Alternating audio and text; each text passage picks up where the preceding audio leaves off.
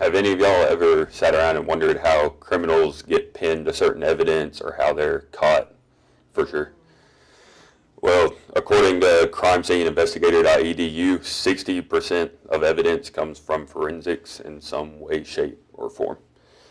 And the three ways we'll talk about today that they're used is examining the physical evidence, administering tests, and giving a truthful testimony in the court of law. Examining physical evidence, I'm only going to talk about three ways they do it today.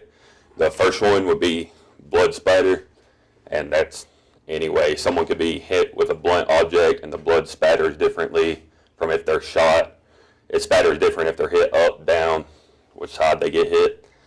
The next way would be DNA fingerprinting, and that's done by, I can put my thumbprint down on this, and someone can come in here with a special powder. It's usually in bright orange, so it's easy to see, and a brush, and they would brush over it. The powder would go down to like the ridges and the oils that my finger made, and then they would take a piece of tape, stick it on there, and pick it up just like that. And the only way that works is if someone's been in the system before, they could compare it, or they could subject to giving their fingerprint to the law. The third way would be DNA sequencing, and that's a way you basically compare two different examples of DNA. If you were to find blood at the scene or any other bodily fluid, you could get a sample from whoever you expect it to be from, compare them, and see if they match.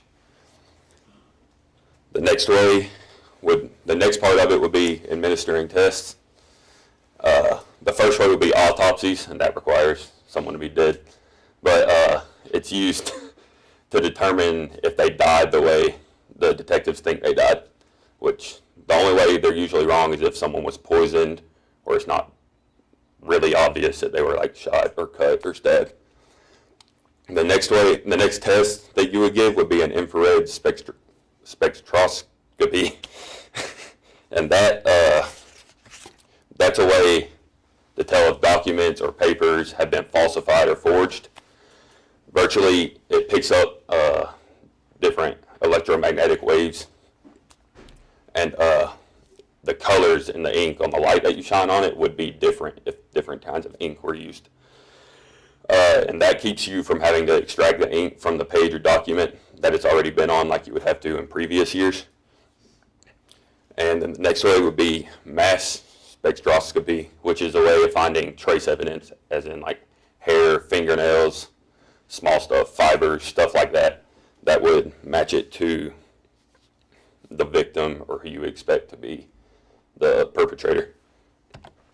And then the third part is a truthful testimony, which basically you're called into court.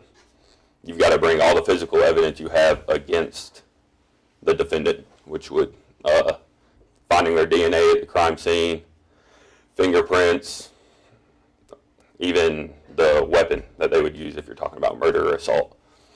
The documents, if you find out they were falsified, or any trace evidence, even though it'd be really hard to see. You'd have to bring it in to prove you have it, prove you could connect it to the defendant.